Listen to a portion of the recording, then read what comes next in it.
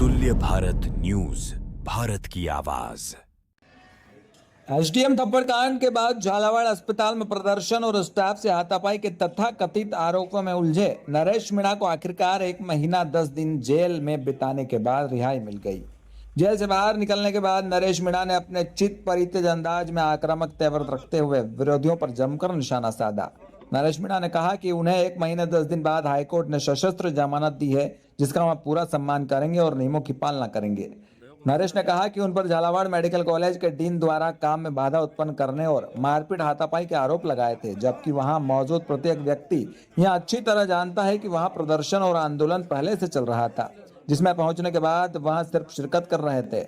उनकी तरफ से कोई भी ऐसा कदम नहीं उठाया गया जो किसी के लिए परेशानी खड़ी करे। नरेश मीणा ने आरोप लगाया कि उन्हें धारा 151 में पाबंद किया गया और उसके बाद अगले दिन अन्य धाराएं लगाकर फिर से गिरफ्तार कर लिया गया। नरेश मीणा ने कहा उनके द्वारा पिपलोदी हादसे का शिकार दलित और आदिवासी तबके के लोगों के लिए मुआवजे और इंसाफ की मांग की जा रही थी। उनके द्वारा कोई भी गलत कदम नहीं उठाया, फिर भी एक षड्यंत्रकारी के दबाव में उनको जबरन फंसाया गया। उन्होंने कहा कि समय आने पर उस षड्यंत्रकारी का भी हिसाब बराबर किया जाएगा। अंता विधानसभा सीट पर आने वाले दिनों में होने वाले चुनाव को लेकर नरेश मीणा ने कहा कि अभी वह अपने साथियों से विचार विमर्श करेंगे, इलाके में सर्वे कराएंगे। इसके बाद यदि समर्थकों ने इजाजत दी तो वह विधानसभा चुनाव लड़ेंगे। पार्टी के सवाल पर उन्होंने कहा कि वह फिलहाल निर्दलीय हैं और निर्दलीय ही मैदान में उतरेंगे।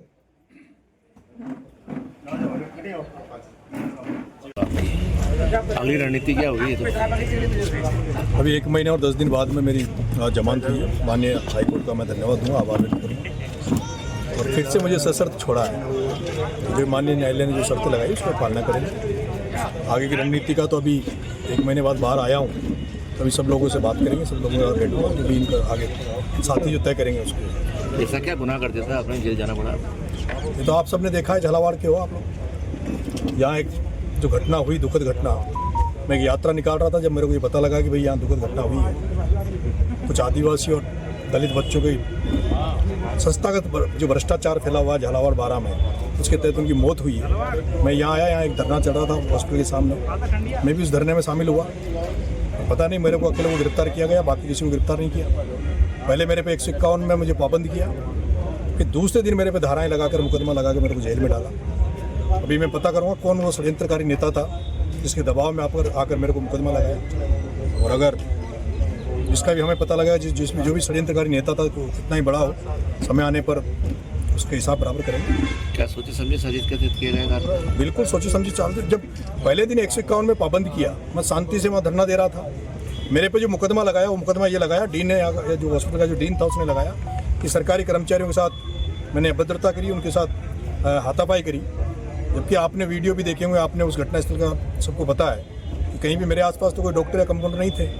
अंदर इलाज चल रहा था, वो काफ़ी दूर थे और उनको वो लोग डिस्टर्ब कर रहे थे जो वहाँ जाके फोटो सेशन कर रहे थे, वहाँ जो फोटो खिंचवा रहे थे, वो नेता उनको डिस्टर्ब कर रहे थे। मैं तो बहुत दूर धरना देकर उन जो बच्चे जो डेथ हो गई थी उनके परिजनों के लिए मुआवजे की मांग कर रहा था। और मेरी तो मांग भी जो थी वो ये थी कि जिस तरह से आप अगर एरोप्लेन में मरने वाले धनाढ्य परिवारों को 1-1 करोड़ रुपये दे सकते हैं, आप सांप्रदायिक दंगों में मरने वालों को 50 लाख रुपए दे सकते हो। तो ये जो संस्थागत भ्रष्टाचार की वजह से ये जो बच्चों की बलि चढ़ी, उनके परिजनों को कम से कम आपको 1-1 करोड़ रुपए देना चाहिए।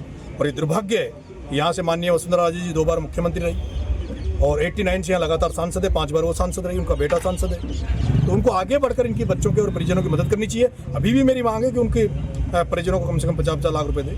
न्याय यात्रा आज निकली थी समाज की। हाँ जी, आज न्याय यात्रा लेकर बैठे होते गए समाज के लोग राधारमण में। देखिए मुझे ध्यान में नहीं, मैं तो अभी जेल से आया हूँ। उनकी मांग मैंने लेकिन जेल में रहते हुए उनके जो बच्चे एक्सपायर हुए थे, डेथ हुई थी, उनके परिजनों के पास मैंने अपनी टीम के लोग भेजे थे और मैंने उनसे निवेदन किया था कि अगर वो साथ खड़े होने के लिए तैयार हैं तो मैं उनको आश्वस्त कर रहा था कि वो हम लोग वहाँ जयपुर ले जाके, मेरे पिताजी ने एक दिन का वहाँ सांप्रदायिक सांकेतिक धरना भी जयपुर शहीद स्मारक पे दिया था। अगर वो बच्चे जाते तो वहाँ वो लगातार धरना चलता और 100% उसमें उनको कोई ना कोई फायदा बड़ा मिलता। फिर मदद के लिए आगे आएंगे पिपलोदी गाँव के लिए? अभी मैं देखूंगा, क्योंकि वो बहुत डरे हुए लोग हैं, वो किसी से बात करने के लिए तैयार नहीं है। जब मैंने उनके पास आदमी भेजे तो वो तैयार ही नहीं थे बात करने के लिए। उनको डर था कि पता नहीं हमारे साथ प्रशासन क्या करेगा। किरोड़ीलाल जी से मुलाकात भी हुई थी आपकी? आज हम मुझे अभी बाहर आने के बाद ही पता लगा कि डॉक्टर साहब जेल गए थे, लेकिन मेरे से तो नहीं मिले। कंवरलाल जी से मिले, आपसे मिलकर नहीं गए? और वो किससे मिले किससे नहीं मिले, लेकिन किरोड़ीलाल जी जेल आए थे लेकिन मेरे से नहीं मिले। अगली रूपरेखा चुनाव आने वाला है, कहाँ का अंत का चुनाव अंतर चुनाव होगा तो चुनाव लड़ेंगे। पहले एक बार टीम से बात करेंगे और वहाँ की जनता से बात करेंगे। जनता का अगर मन होगा और जनता अगर सम्मानजनक, जिस तरह से मेरे को छबड़ा की जिस तरह की छबड़ा की जनता ने मेरी मदद करी, जिस तरह की देवली उनियारा की जनता ने मेरी मदद करी, एक बार छबड़ा में सर्वे करवाएंगे, छबड़ा में एक बार गाँव में जाकर पता करेंगे। अगर जनता का मन होगा तो चुनाव लड़ेंगे। कौन सी पार्टी से, बीजेपी कांग्रेस? मैं तो अभी निर्दलीय हूँ, निर्दलीय की तैयारी करेंगे, निर्दलीय लड़ेंगे। इस प्रोग्राम के प्रायोजक है सेहत आटा मसाला चक्की, थोक रिटेल विक्रेता। अब खाने में लाए माँ के हाथ का स्वाद। गीता कोल्ड प्रेस्ड कच्ची घानी तेल, शुद्धता से सेहत। होम बिल्डिंग कंस्ट्रक्शन, सबके सपनों का एक घर, वो सपना HBC करेगा पूरा।